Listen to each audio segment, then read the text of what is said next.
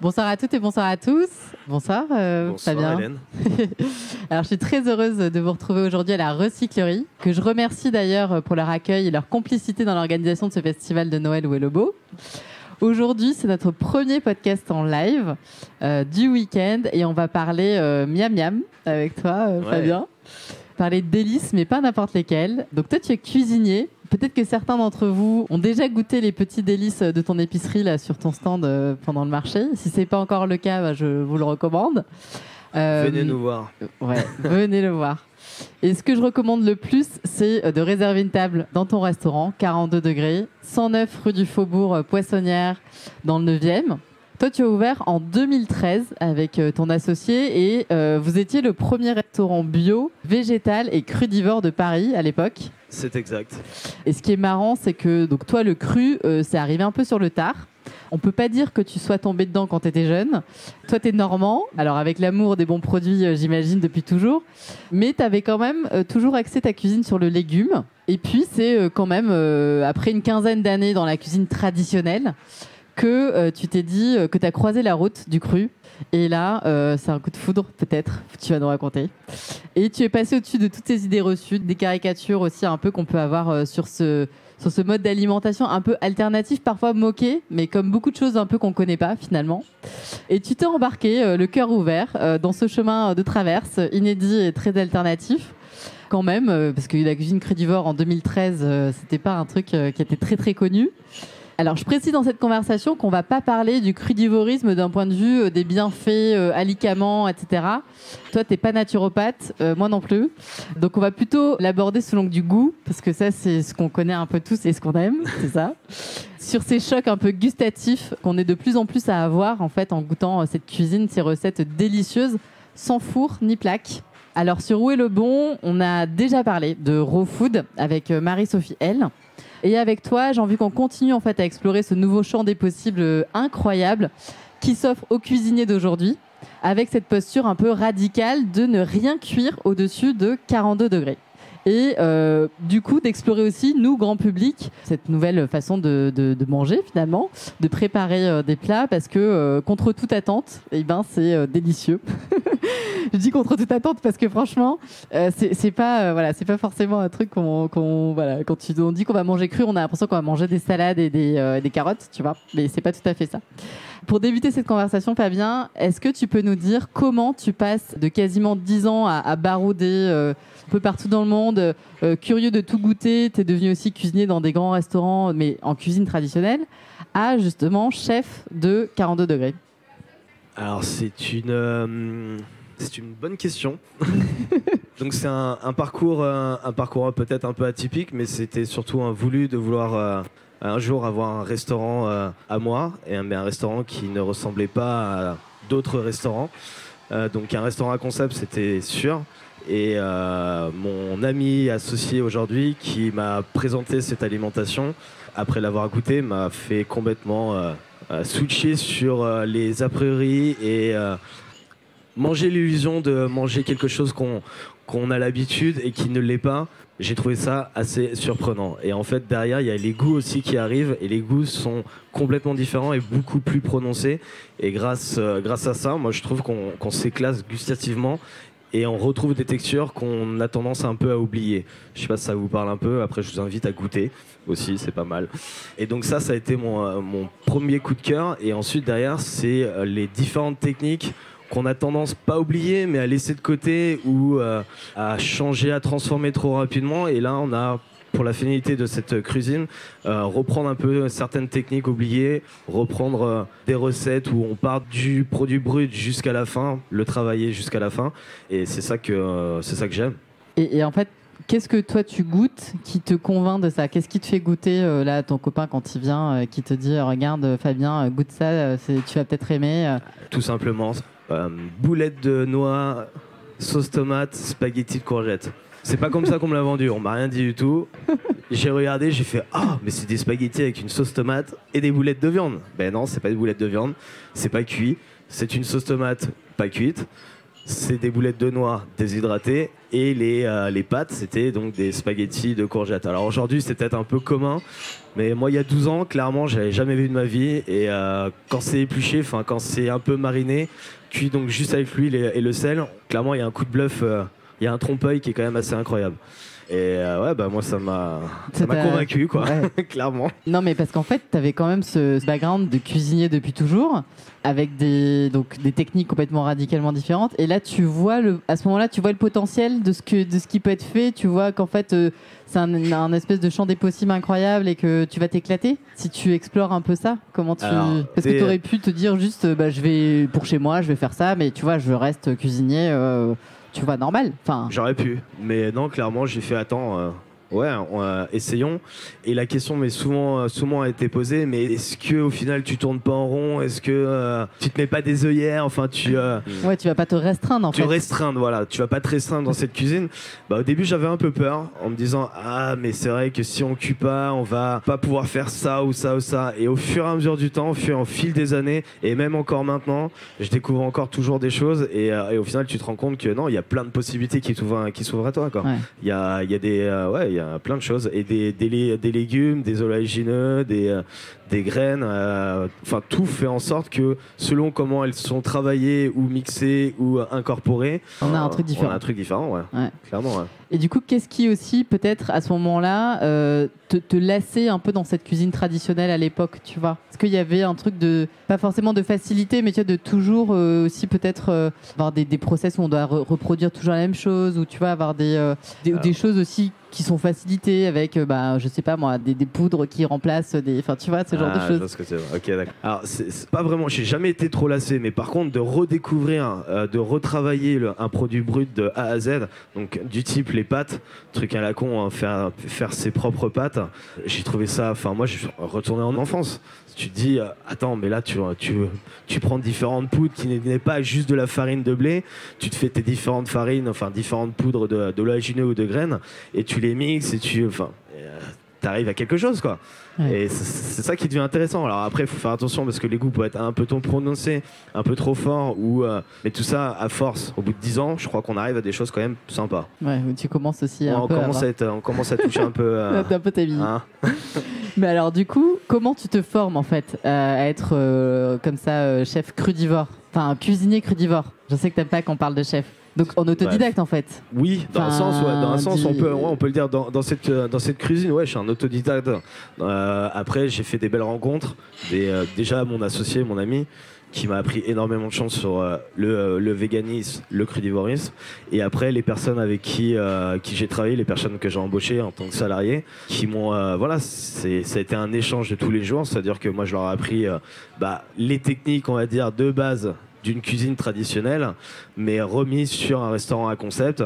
Et eux m'ont appris la lactofermentation, la déshydratation, les différents process que je ne connaissais pas à cette époque-là. Et est-ce que tu peux nous donner un peu des exemples de délices comme ça, ou alors de légumes un peu sous-estimés et que toi tu as redécouvert en cuisinant cru?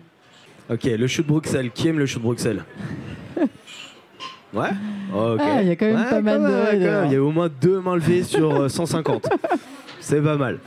Alors le chou de Bruxelles, faut savoir qu'on a tous ce souvenir d'enfance à la cantine, le chou de Bruxelles trop cuit, gris marronasse, qu'on t'obligeait à manger.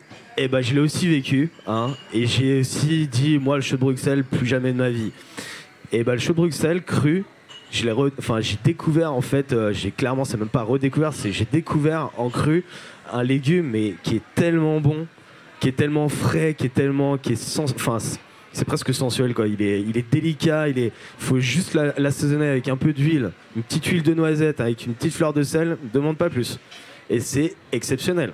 Vraiment, il n'y a rien besoin de plus. Voilà. Et après, comment? Parce que tu as ces légumes comme ça, tu vois, les uns que tu découvres, mais est-ce que les assemblages aussi de goût crus, tu vois, les assemblages cuits, est-ce qu'en fait ils fonctionnent aussi crus, ou est-ce que du coup, pareil, on repart à zéro et il faut réexplorer un peu tout ce que tu avais appris, entre guillemets, et il y a des choses qui marchent pas et d'autres au contraire qui marchent? En fait, je me suis énormément rendu compte qu'il y a énormément de légumes qui fonctionnent en sucré. C'est-à-dire qu'on n'expecte pas en fait certains légumes quand les cuits en fait ils perdent en saveur, donc on perd en fait le goût réel de ce légume. Et en fait de le manger en cru, tu te rends compte qu'ils sont sucrés naturellement. Je pense à la betterave, ok, il y a ce goût terreux certes, mais mélangé avec du cacao, le goût terreux part. Le topinambour, tu rajoutes un peu de vanille. Mais le combo fonctionne super bien, quoi. Et tu le manges comment là, en topinambour Est-ce que tu fais des desserts avec des légumes? Ouais, ça fait longtemps que je n'ai pas fait, mais oui, ça m'arrive. Ouais, là, oui, si. Petit marron 4 épices avec un peu d'orange, magnifique. Moi, ça, c'est un peu connu quand même. C'est un peu trop simple. Mais bon, tout le monde ne connaît pas, mais des crédits connaissent bien, ok. Et est-ce qu'aussi, parce que tes instruments finalement, donc tu n'utilises ni four ni plaque, c'est quoi? C'est des mixeurs? En fait, est-ce qu'ils ont aussi cette fonction de cuire même si ça cuit pas? Mais est-ce que le fait de tourner, ça donne des textures, ça te permet de un peu, je sais pas. Alors en fait, oui. Qu'est-ce que ça fait sur les aliments, tu vois? Parce qu'il y a un peu de chaud quand même, ça tourne vite, non? C'est exact, ça tourne entre 1400 et 1600 watts. 1500 tours minutes, je sais plus quoi là, mais c'est assez puissant et en fait, je le dis assez souvent sur mes recettes, quelquefois il y a écrit 2 à 3 minutes de blindage et c'est vraiment 2 à 3 minutes, voire 4-5 minutes sur quelques recettes. Pourquoi? Parce que en fait une épice je vais prendre l'exemple d'une épice. Parce que les épices elles explosent, tu les fais exploser, c'est ça? C'est ça. Une épice pour avoir un goût, il faut la cuire, il faut la faire revenir. Et cette action en fait de chaud permet d'éclater en fait l'épice. En fait en cru, ce qui se passe, c'est qu'on utilise donc le blender principalement, et avec ce blender, on va le faire tourner à haute vitesse, donc on va le faire chauffer par l'inertie en fait de la lame, et donc on va faire éclater l'épice. Mais il faut quand même laisser un peu tourner, c'est-à-dire que ça va pas se passer en une seconde, en une minute. Il faut bien laisser en fait tourner son blender avec ses épices à l'intérieur et d'avoir les mêmes saveurs qu'on pourrait avoir en cuit. Sauf que la différence, on n'aura pas dépassé, donc 42 degrés. Voilà. Et comment on sait que c'est 42 degrés? Alors, la main sur le bol du blender. Nous sommes à 37, ok, on le sait à peu près tous. Notre main, donc on a cette sensibilité de la chaleur. Vous posez votre main sur le bol à blender et vous allez sentir naturellement en fait la température monter. Donc naturellement, vous allez savoir en fait à quelle température est votre préparation. Quand c'est trop chaud, quand tu peux plus tenir le... T'attends pas que ce soit trop chaud. Non, mais évidemment, mais 42 degrés. Tu sens la chaleur monter. Okay.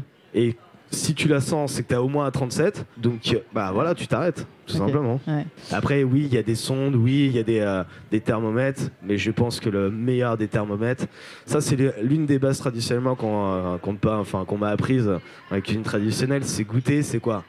Avec la langue et avec le toucher. Si tu te brûles, c'est que c'est trop chaud. Oui. Voilà.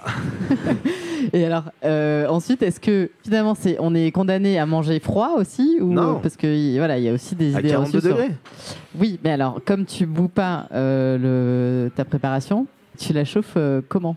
Alors, soit par l'inertie du blender qu'on vient de le dire, donc tout simplement. Donc ça veut dire que c'est plus que minutes, quoi. Ah là, c'est direct. C'est secondes. Je viens avec mon blender sur ton assiette et bam. Non. Ou sinon avec un peu d'eau chaude, ou sinon, donc avec de l'eau chaude, tu peux réchauffer en fait tes aliments, ou sinon avec les épices. Et les épices permettent d'avoir aussi le gingembre. Je pense toujours au gingembre qui est quand même un pouvoir réchauffant, et les épices style piment qui permettent de réchauffer aussi. Et alors après, est-ce que tu coupes? Est-ce que c'est, enfin, tu vois, donc avec ton blender, tout ce que tu utilises là comme matériel, parce qu'il faut être quand même équipé, c'est un autre équipement, j'imagine qu'avant.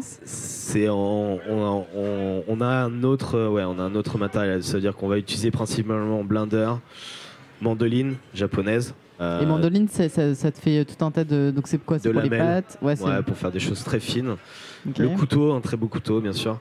Et derrière, donc un robot ménager. Donc, tout le monde connaît un peu les robots ménagers avec la lame en S. Et derrière, vous avez différentes lames qui vous permettent de faire des carottes râpées, par exemple. Waouh. Et sinon, un déshydrateur. Voilà, ça va être principalement ça qu'on utilisera, quoi. Alors, un déshydrateur, tu peux nous expliquer? Déshydrateur, donc petit four. Qui remplace très bien les micro-ondes, et donc ce déshydrateur permet d'assécher, d'enlever l'humidité en fait des aliments, c'est-à-dire qu'on peut partir de quelque chose de mou, type pain, steak, enfin des choses assez molles, c'est-à-dire qu'on va déshydrater sur les extrémités et à cœur on sera moelleux, et on peut aller jusqu'à la chips. Donc imaginez une chips que vous avez frit, et ben nous on va pas frire, on va déshydrater, et de cette déshydratation on va enlever toute l'humidité, et donc ça permet d'avoir donc cette différente texture. Et est-ce que, parce que en fait, du coup, dans ta cuisine, tu utilises beaucoup de graines, enfin d'oléagineux, etc. Ouais. Est-ce que tu les actives?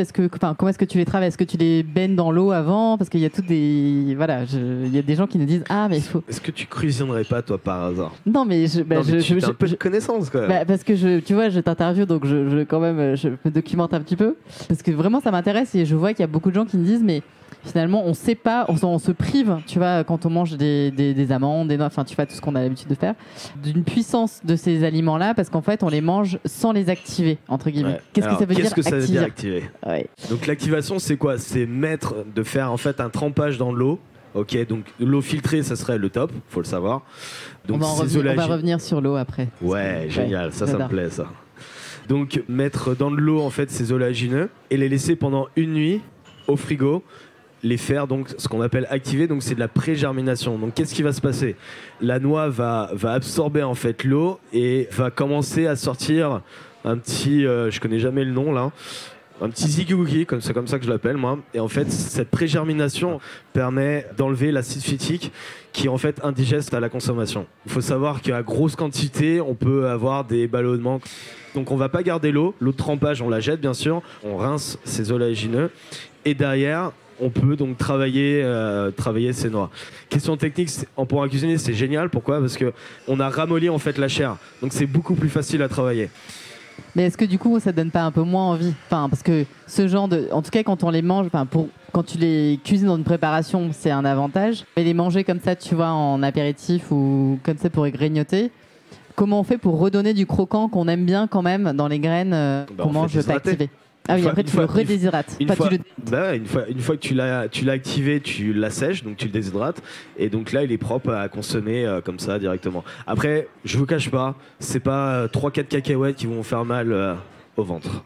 Oui, mais c'est quand même mieux de pouvoir... bien sûr. Et est-ce que c'est meilleur gustativement? On voit la différence au goût? Oui, tu vois une petite différence, ouais, bien sûr. C'est meilleur. Est-ce qu'il y a des choses qui se cuisinent pas crues? Tu as des trucs vraiment, tu dis là non. On va dire l'aubergine, on évite, pourtant moi j'en fais. Donc après je vais te dire des choses où à la base on fait pas, mais moi je fais quand même. Je fais quand même dans le sens où après il faut comprendre pourquoi à la base on peut pas. C'est-à-dire que si tu manges une aubergine crue comme ça, tac, c'est pas bon.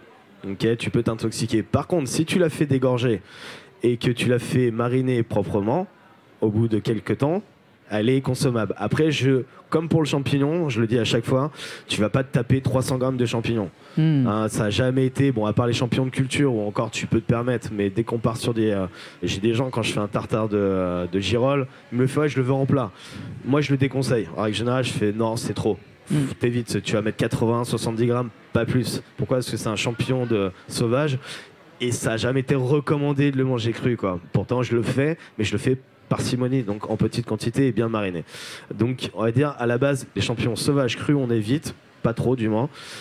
L'aubergine, pas trop non plus. Ok, l'haricot on oublie. L'haricot rouge surtout pas. J'ai testé, j'ai rendu des gens malades, faut le savoir. Voilà. Ça c'était au début. Ouais, c'était au début, ouais. Ah, voilà, on teste. Hein. Merci mes cobayes. Alors la pomme de terre, il y a deux écoles.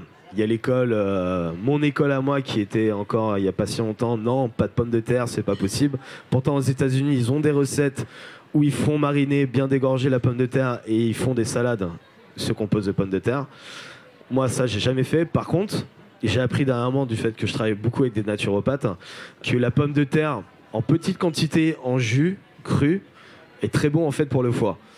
Donc oui, apparemment on peut en prendre, mais encore une fois en petite quantité. Ok. Et est-ce que tout ce qui est herbes, plantes sauvages, fleurs... Génial, on adore, faut consommer. Mais parce que tu vois, on les connaît pas aussi, on connaît tu vois, les choses qu'on prend en infusion. T'as des exemples de fleurs un peu de délices ou de plantes sauvages un peu que tu utilises, que tu mets dans tes recettes là? La dernière en date, c'était... Voilà. Bref, une herbe en fait, c'est une herbe et qui a un goût, c'est pas un goût de cacao, mais un goût de fève assez particulier et assez puissant. Donc faut pas trop en mettre non plus et se marie très bien en fait en dessert. Donc ça c'est très intéressant. Et comment tu sources tous ces gens en fait? Parce que c'est des produits improbables. Ils viennent à moi en fait. Hein. Moi je fais rien. Moi j'habite à Paris donc clairement c'est compliqué. Non mais voilà, je rencontre des personnes qui me donnent l'opportunité d'avoir cette chance de pouvoir d'avoir des produits d'exception de temps en temps. Et après c'est de rencontres. Tout simplement aussi, fil en aiguille, tu rencontres des gens, tu discutes et ah bah moi j'ai un restaurant, ah bah moi je suis cultivateur. Donc ça veut dire que finalement tes fournisseurs aujourd'hui n'ont rien à voir avec les fournisseurs de ta vie d'avant Totalement, rien à voir. Je peux te citer les fournisseurs que j'avais auparavant, je pense que ça doit parler à certaines personnes. Pomona, Transgourmet, Davigel, tu vois. Et là, je te parle de mes fournisseurs. Bah, c'est simple, c'est pas des fournisseurs, c'est des producteurs. Ouais. Voilà, c'est des cultivateurs. Il y a pas de, c'est pas une nom de société quoi. C'est Marion, Stéphane, c'est des gens comme ça. Oui, voilà, exactement. Et donc t'as pas non plus de boulanger, parce qu'en fait ton pain aussi est cru. Nous, on parle d'alimentation vivante. Nous sommes bien d'accord. Donc, on parle d'un pain déshydraté. On parle d'un pain un peu essénien. C'est ce que moi je fais. Un pain dense. Ok, un pain qui vient d'Allemagne. Je crois, si je me trompe pas, qui est à base de graines germées. Et c'est un peu ce que je fais dans l'esprit. Et alors attends, juste te coupe. Différence entre graines activées et graines germées. C'est un peu plus poussé, c'est-à-dire que l'activation c'est une pré-germination, donc on va pas jusqu'à la germination, c'est-à-dire on fait pas. C'est juste la nuit trempée dans l'eau, voilà, on fait un début. Et après, la germination, on pousse beaucoup plus loin. Donc, on est à un demi, un centimètre à peu près. Quoi. Voilà. Et donc là, du coup, tu prends ces graines germées et c'est ça qui compose ton pain. C'est un mélange de graines et de oléagineux. Est-ce que tu peux nous dire un peu 3 mots au sujet des textures que tu arrives à avoir ? Parce que c'est riche en termes de... T'as à la fois des trucs un peu... comme des, je sais pas comment dire, comme un velouté, tu vas avoir un peu des effets un peu plutôt mousseux, tu vas avoir juste des choses coupées en julienne, voilà, tu vas... Les différentes textures qu'on va avoir, elles vont être fondantes, croquantes, bien sûr. On va les retrouver aussi voluptueuses par l'émulsion de l'huile.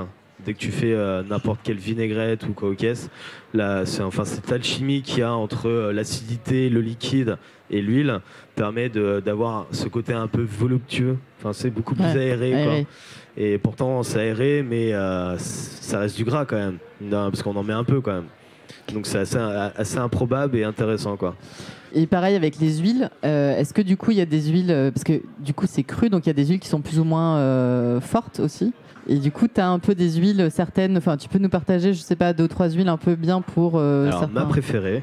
Oui, ta préférée, dis-nous. Ma préférée, c'est cameling. Celle-là, je l'adore. C'est une huile d'herbe, une huile de fleurs d'herbe. Et elle est, moi, je trouve ça exceptionnel. Elle est vraiment très, très bonne. Dans les huiles, c'est ça qui est bien, c'est qu'on a tous tendance à se cantonner. Moi, le premier, l'huile d'olive, c'est la plus simple, la plus, on va dire, elle est pas neutre, mais c'est un goût que tout le monde connaît maintenant. On va dire qu'on s'est tellement habitué que voilà, c'est devenu un truc basique. Et t'en as, mais de plein de goûts différents, des goûts mais qui vont être tellement prononcés que t'as pas besoin d'en mettre beaucoup au final.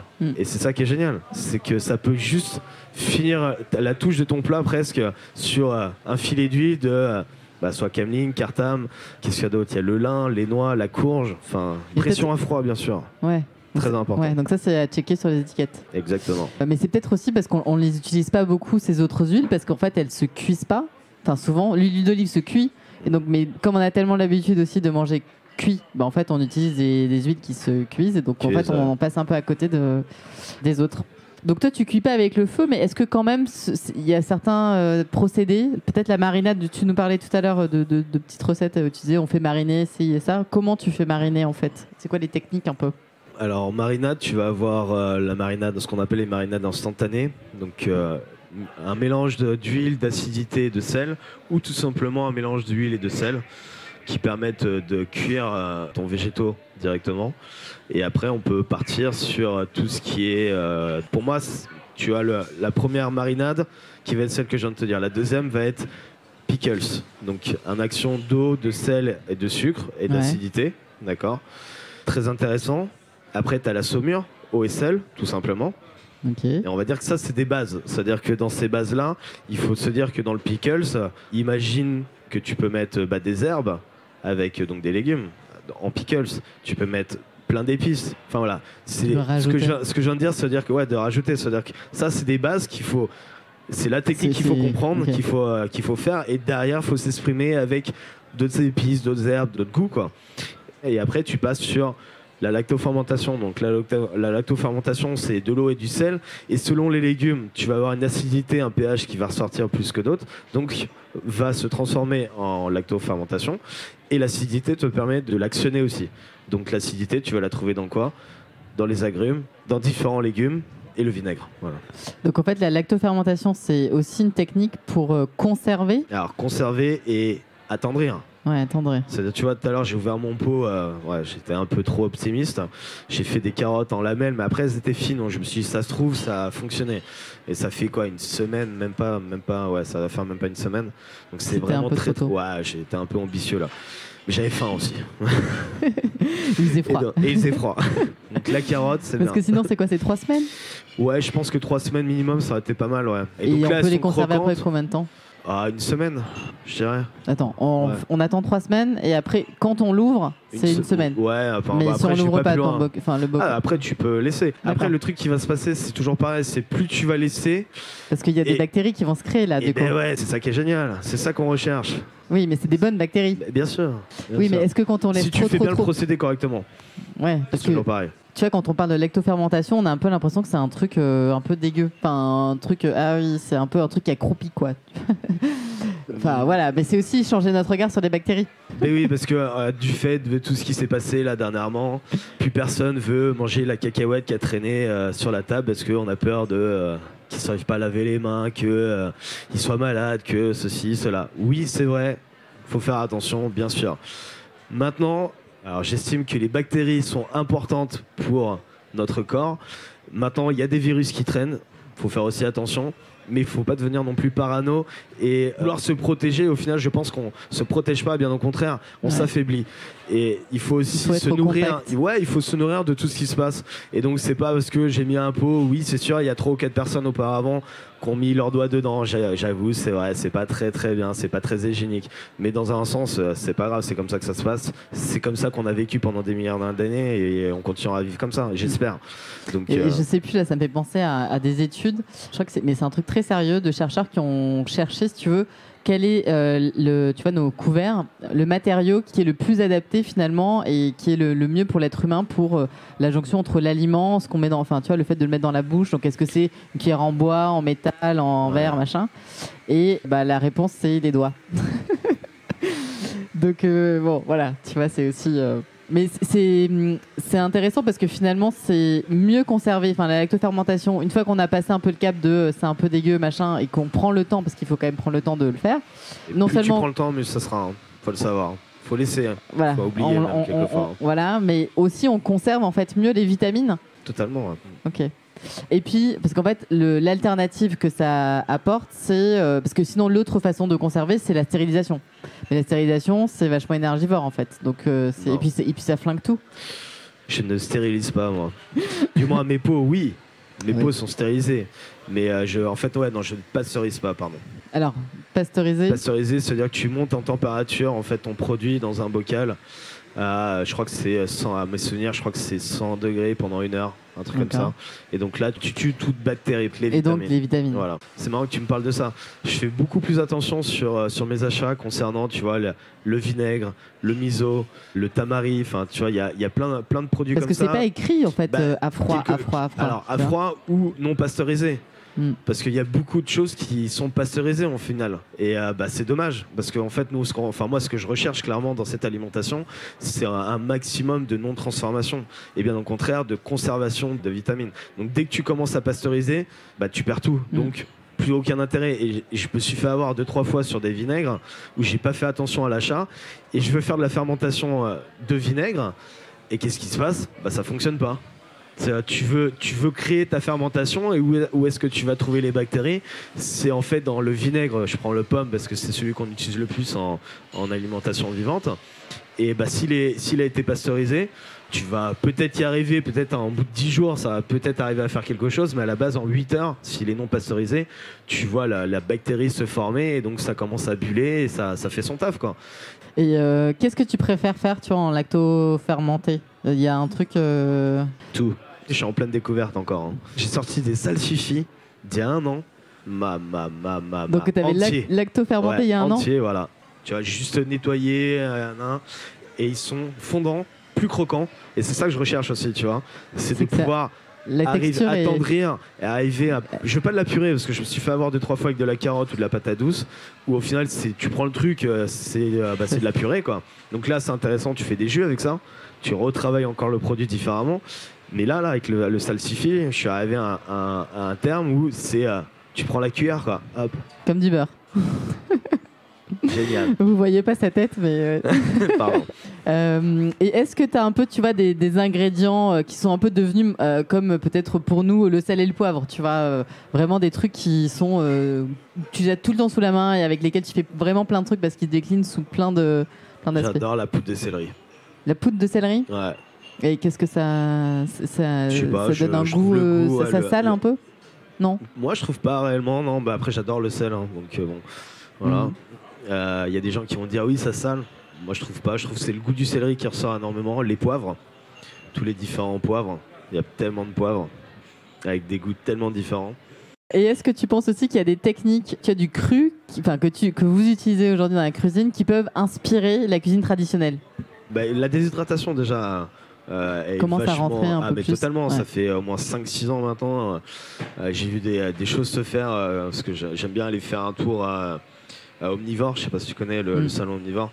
T'as plein de nouvelles, enfin des cuisiniers qui montrent des recettes intéressantes et des nouvelles techniques. Et dont un qui a fait un truc sur la déshydratation une fois sur un oignon. Bon, il n'était pas à 42, hein, il était à 57, 60, je sais plus. Enfin bref, sur 12 heures. Et pour avoir ce côté un peu fondant, un peu croquant, enfin c'était super intéressant quoi. Mais ouais, la déshydratation, ouais, c'est l'une. Et la lactofermentation, bah, là, ça fait 2 ans, on parle que de la lactofermentation maintenant. On se remet dessus, là, ça y est. Merci. Enfin.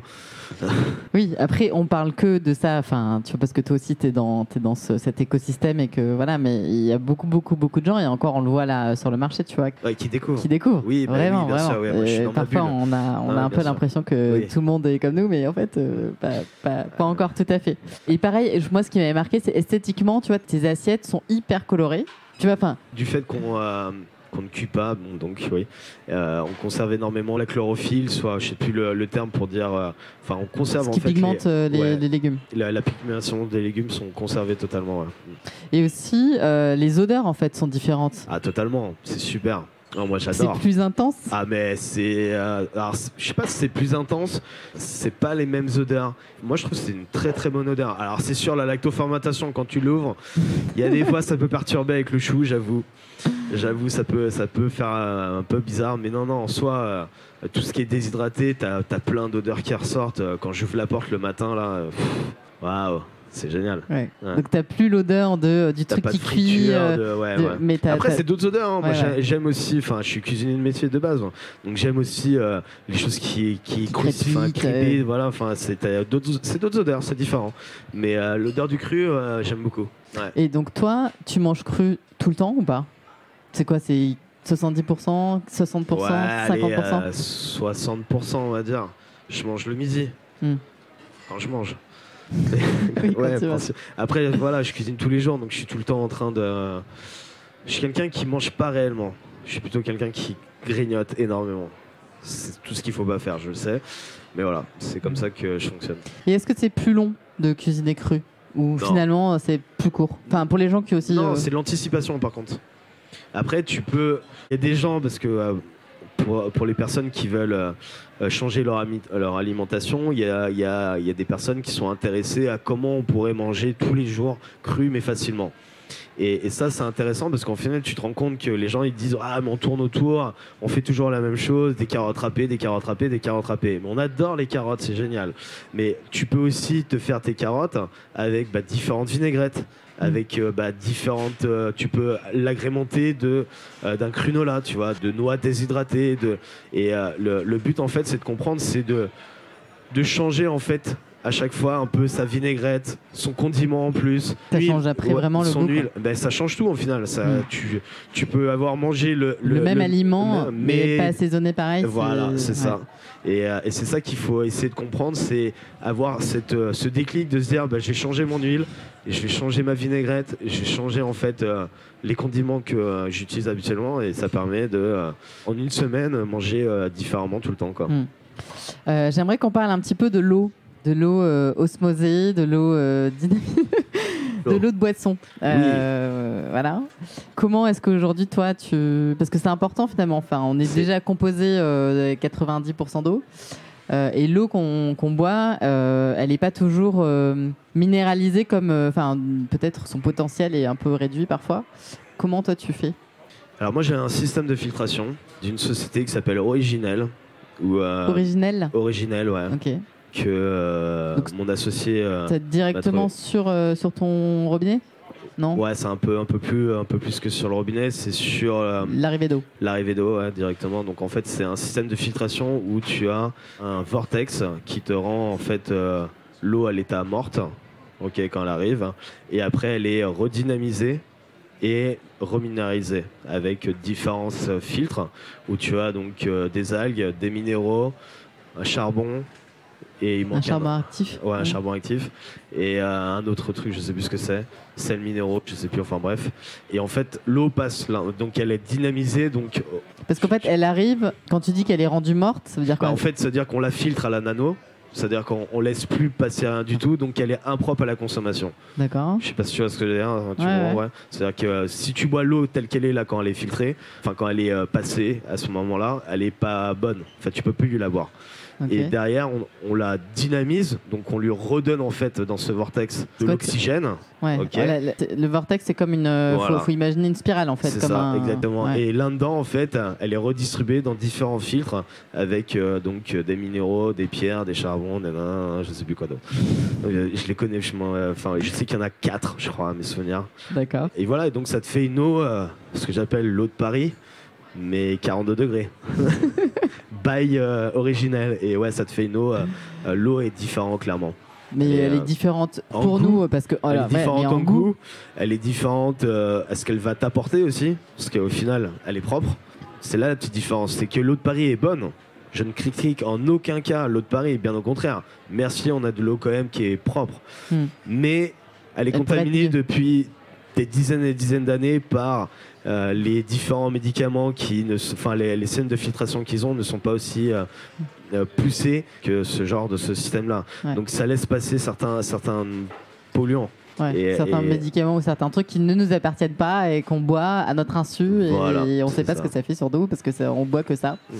Mais aussi, pareil, dans les bouteilles plastiques, c'est le microplastique. C'est pas mieux non plus. Voilà, c'est aussi. Je crois que je l'avais déjà dit, mais il y a des études qui montrent qu'en fait, on mange l'équivalent d'une carte bleue par semaine de plastique sans le savoir. Entre le poisson, tu vois, tout ce qu'on mange et tout ce qu'on boit. Donc voilà. Et alors, ce système, finalement, c'est un truc que tu peux. C'est vraiment un énorme investissement et il faut qu'on achète un truc. Moi, je l'ai pris. Ou alors, on peut se faire aussi un truc maison.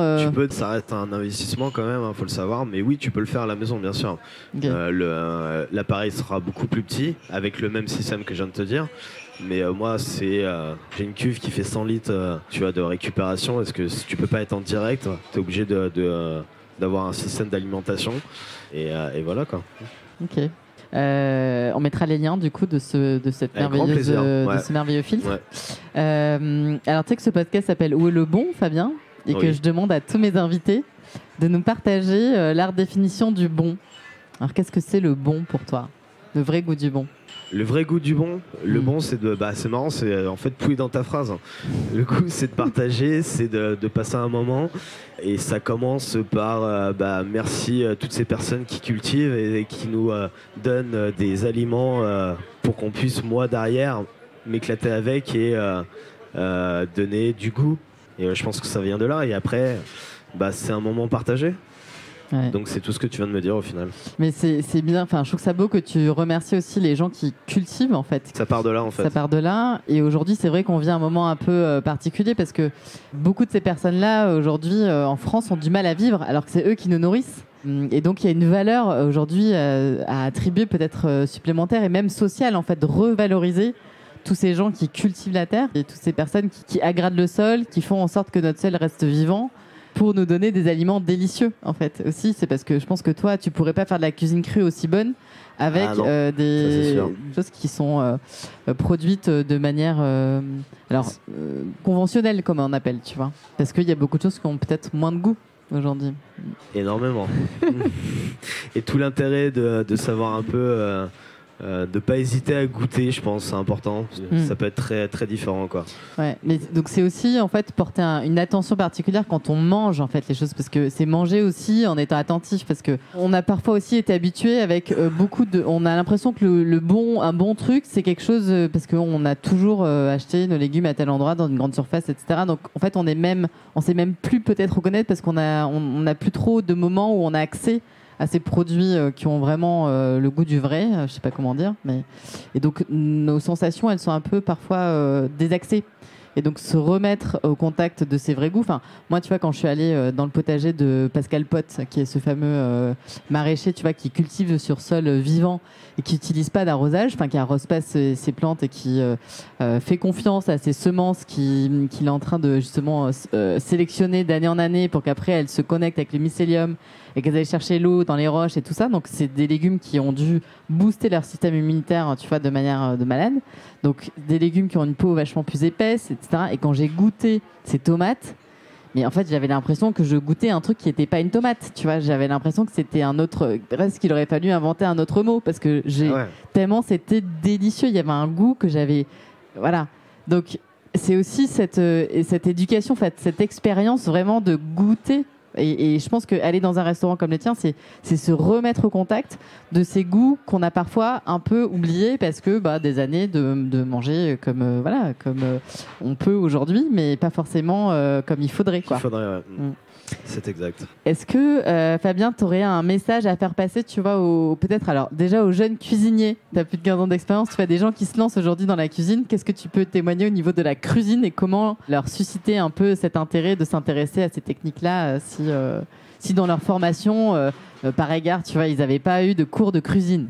De la curiosité, essayer d'être un peu aventuré dans les goûts, ça veut dire de pas se cantonner à sa béchamel et ses œufs, quoi.